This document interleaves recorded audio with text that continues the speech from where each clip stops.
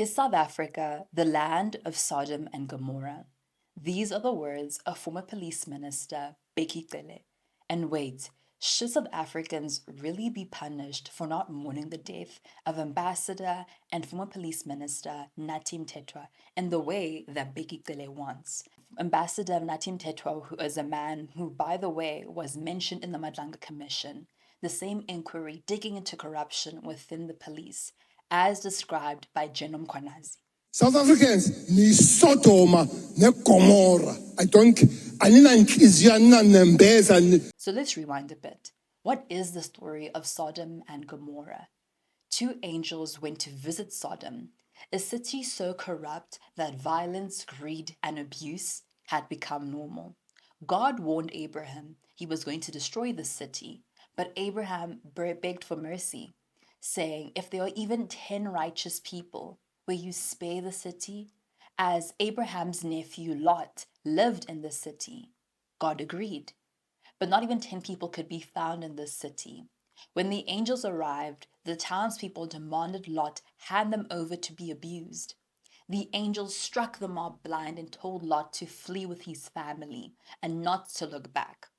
But Lot's wife did, and she turned into a pillar of salt. Moments later, fire and sulfur rained down, destroying the cities completely. The story warns that when evil and arrogance become normal, destruction follows, but mercy is still shown to the righteous. So again, I ask, does South Africa deserve this? Who are the 10 righteous people that could redeem the country in Bheki Cele's eyes? Is he one of them? Would it make him happy if South Africans wore black on Monday to signify that they're taking this mourning seriously? Should the president declare a national day of mourning? Or is it all about ego and not ethics? Look, it's tragic that Nathi Mthethwa's family is mourning. No one deserves to lose a loved one. But South Africans are not fools.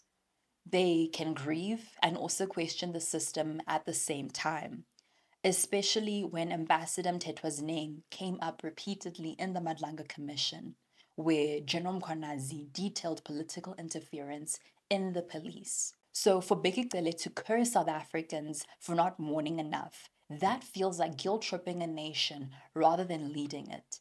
South Africans are angry, but we're also alert.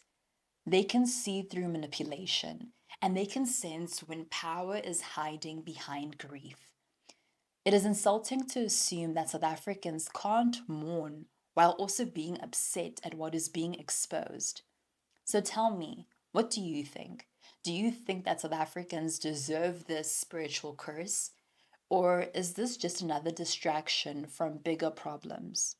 Let's talk in the comments. And since we're on the topic of spiritual warnings, have you ever heard of the world's most sacred lake?